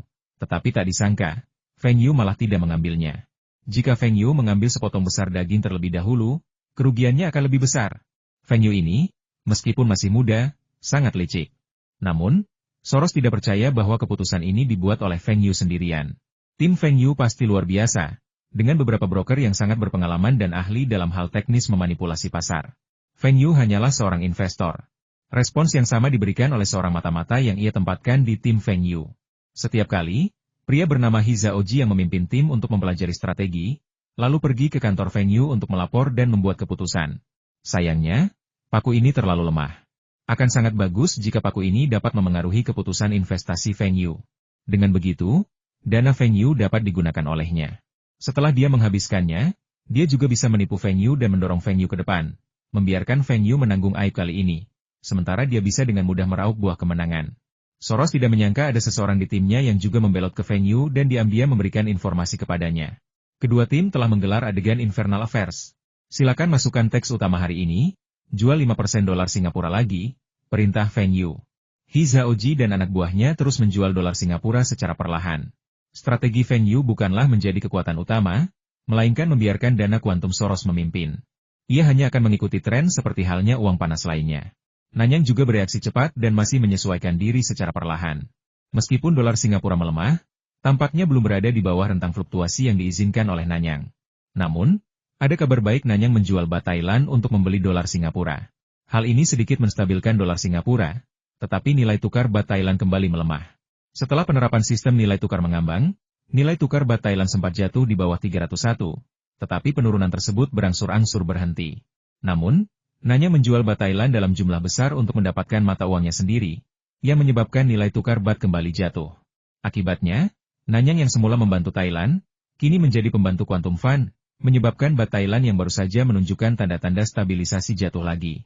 Gagasan kerja sama strategis internasional tidak ada artinya jika menyangkut kepentingan nasional masing-masing. Ketika mereka berjuang untuk mengurus kepentingan mereka sendiri, siapa yang peduli apakah ekonomi negara lain akan runtuh? Mempertahankan ekonomi mereka sendiri adalah hal terpenting. Menyalakan TV, Feng Yu mulai menonton berita keuangan Hong Kong. Indeks Hang Seng hanya naik sedikit pada pembukaan pasar hari ini, lalu mulai turun. Seorang analis saham ternama berkomentar di TV bahwa pasar saham Hong Kong dinilai terlalu tinggi. Melihat data ini, pasar saham di negara-negara Asia Tenggara anjlok tajam, sementara Hong Kong justru melawan tren dan menguat. Hal ini sendiri cukup tidak biasa. Dan sekarang, ketika indeks Hang Seng anjlok, dengan banyak saham anjlok lebih dari 5%, hal ini menunjukkan bahwa sebagian modal sedang keluar. Komentator pasar saham di TV itu berbicara dengan tidak masuk akal, seolah-olah ia sedang memprediksi penurunan pasar saham Hong Kong. Namun, Feng Yu tahu bahwa meskipun komentator ini terkenal, ia juga dikenal karena omong kosongnya. Ia memprediksi saham akan naik, dan segera setelah itu, ia memprediksi saham akan turun. Banyak pedagang saham menjulukinya Pujie Chai. Namun sayangnya, peringkat program analis saham ini masih sangat tinggi. Mungkin banyak orang yang membeli saham yang sebaliknya dari yang dikatakannya. Namun, hari ini, apa yang dikatakan analis saham ini masih masuk akal. Furongki dan kawan-kawan sedang menjual saham, termasuk banyak saham unggulan, dan indeks Hang Seng tidak akan naik. Hei, Pak Chai bilang hari ini indeks Hang Seng akan terus turun. Haruskah kita jual saham kita? Lagi pula, kita sudah untung banyak sebelumnya. Kalau kita jual sekarang, kita masih bisa untung, kata seorang pelayan di sebuah restoran teh. Kamu kan sudah bilang dia Chai Pujie. Apa dia pernah benar-benar memprediksi? Tanya pria lain dengan nada meremehkan. Pada saat itu, banyak orang di Hong Kong juga berinvestasi di pasar saham. Bahkan para pelayan di restoran teh pun ikut berinvestasi di pasar saham. Beberapa bahkan berhenti dari pekerjaan mereka untuk fokus pada perdagangan saham penuh waktu, karena merasa nyaman dan menguntungkan. Tapi kali ini dia tidak memprediksi saham tertentu, melainkan indeks Hang Seng. Ingat bagaimana dia menjadi terkenal? Dia menjadi terkenal karena dengan tepat memprediksi kenaikan besar indeks Hang Seng. Orang lain juga mulai ragu. Ya, Chai tidak memprediksi penurunan saham apapun hari ini, tetapi memprediksi indeks Hang Seng akan turun. Kemarin turun sedikit dan masih turun sampai sekarang. Dia bilang indeks Hang Seng akan terus turun untuk beberapa waktu ke depan. Kalau itu benar dan mereka tidak menjual, mereka akan terjebak. Bagaimana kalau kita tanya Liu Caishen di sebelah? Liu Caishen, Pemilik toko sebelah, awalnya seorang juru tulis, tetapi kemudian ia meraup untung besar dengan berspekulasi di saham. Sekarang ia memiliki toko dan menjual beberapa buah. Banyak orang membeli saham dengan Liu Caishen dan menghasilkan banyak uang. Namun, Liu Caishen memiliki temperamen yang buruk dan mereka tidak mampu menunjukkan rasa hormat kepadanya, jadi dia tidak pernah memberi mereka nasihat apapun. Mereka berdua sepakat memanfaatkan situasi sepinya pelanggan dengan berpura-pura membuang sampah dan berlari ke toko Liu Caishen. Setelah masuk, mereka melihat Liu Caishen sedang menonton berita keuangan sambil memegang komputer dan menatap layar. Liu Caishen, saya sedang melihat saham. Kenapa kalian berdua di sini? Padahal belum jam makan siang, bosmu gak akan biarin kalian keluar dan bermalas-malasan, kan? Liu Caishen, aku dan saudara-saudaraku memohon bantuanmu. Apakah menurutmu pasar saham akan terus jatuh? Liu Caishen melirik mereka berdua. Kalau bukan karena kedua orang ini selalu membantunya membuang sampah, dia pasti tidak akan mau mengatakannya. Singkirkan saja. Saya sarankan Anda tidak membeli saham tahun ini. Ekonomi Asia Tenggara sedang bermasalah, dan pasar saham tahun ini bisa sangat fluktuatif. Dengan kemampuan Anda yang terbatas, Anda bisa dengan mudah terjebak.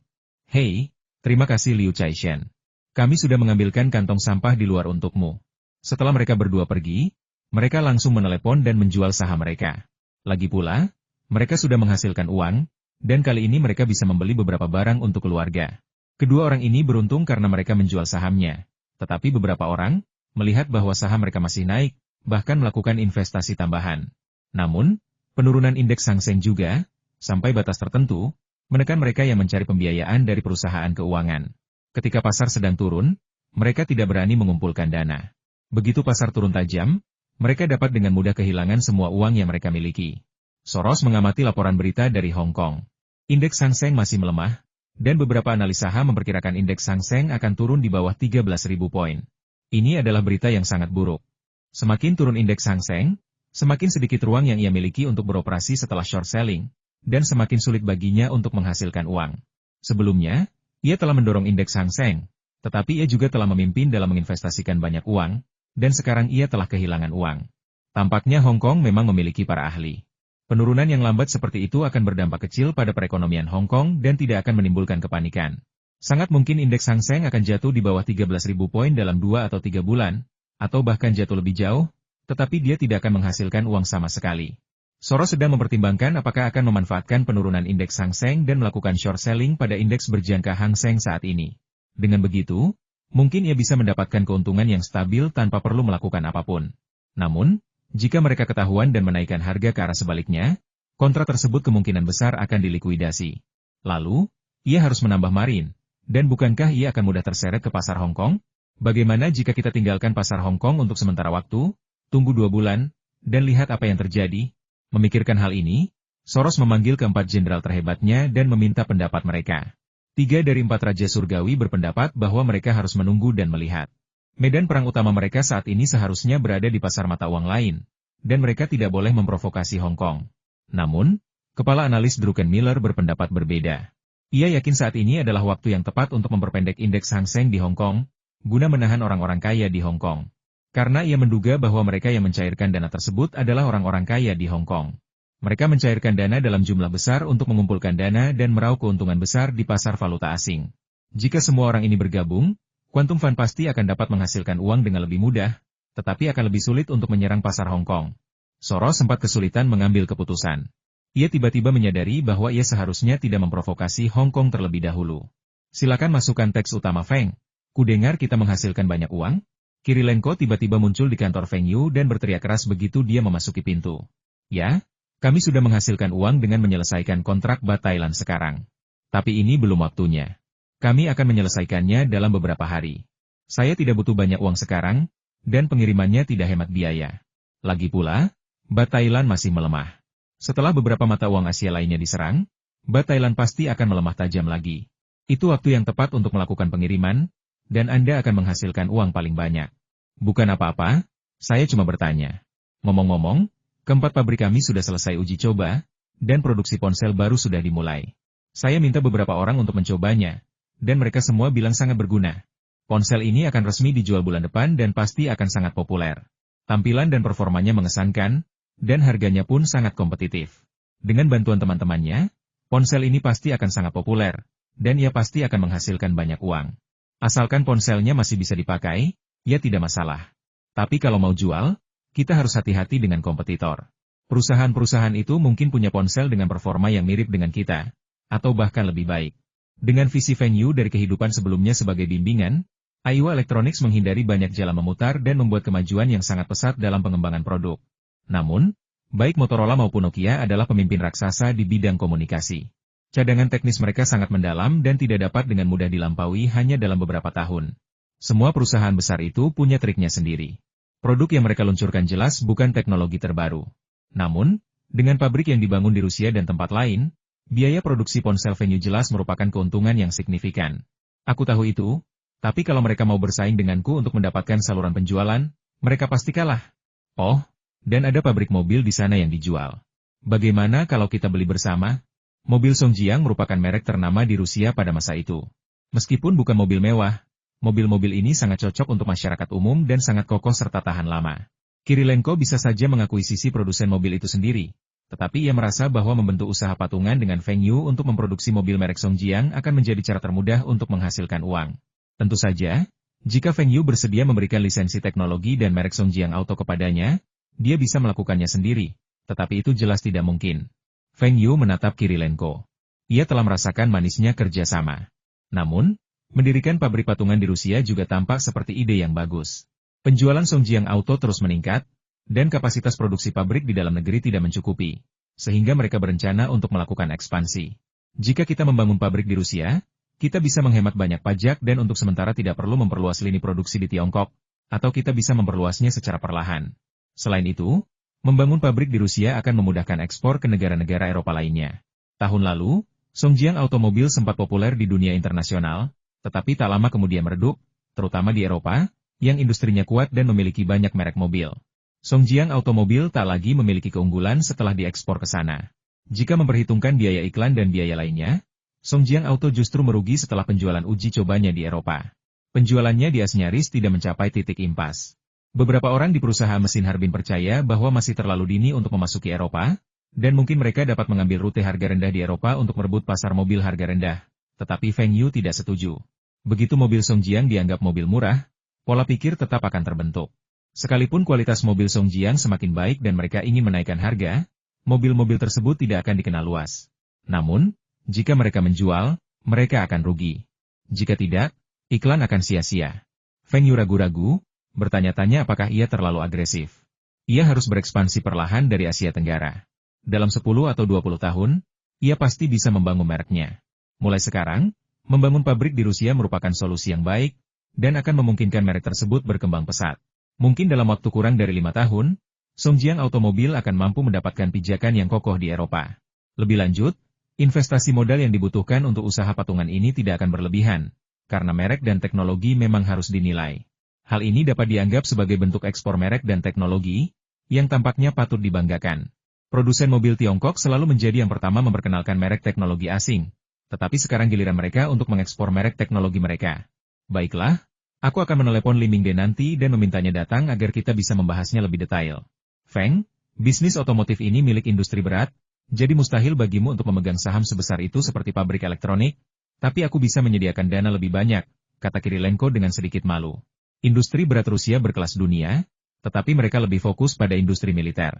Industri otomotif mereka yang dulu kuat telah dikalahkan oleh Tiongkok. Namun demikian, mereka tidak akan mengizinkan perusahaan industri berat dari negara lain untuk memegang saham pengendali dan membuka pabrik di wilayah mereka. Jika mereka ingin berpartisipasi dalam saham tersebut, akan sangat sulit tanpa bantuan Kirilenko. Jadi, berapa porsi maksimal yang bisa Anda berikan kepada kami? Pendanaan bukan masalah bagi saya, dan teknologi serta mereknya sangat berharga. Jika tawaran Kirilenko terlalu rendah, Feng Yu tidak akan setuju. Sekalipun Feng Yu setuju, para manajer lain di perusahaan mesin Harbin akan keberatan.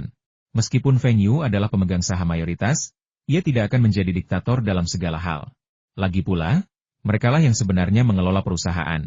Jika Anda melisensikan semua model, teknologi, dan merek kendaraan terkini, Anda tidak perlu berinvestasi sepeser pun dan bisa mendapatkan 20% saham. Jika menginginkan lebih, Anda harus membayarnya. Maksimum yang bisa Anda dapatkan adalah 49%. Niat Kirilenko adalah untuk mengakuisisi saham pengendali. Feng Yu tidak yakin apakah valuasinya terhadap merek dan teknologi tersebut akurat. Ia bahkan belum melihat pabrik barunya, Jadi mungkin Kirilenko telah melebih-lebihkannya. Kita bahas ini lebih detail setelah Li Mingde datang. Kamu boleh ambil alih, tapi mereknya jangan diubah. Harus Songjiang, tegas Feng Yu. Tentu saja saya tidak puas dengan merek baru. Merek baru membutuhkan iklan baru dan membangun kembali pengenalan konsumen, yang akan memakan waktu setidaknya 1 atau 2 tahun. Daripada bersusah payah, mengapa tidak membuatnya tetap sederhana? Dia hanya ingin menghasilkan uang.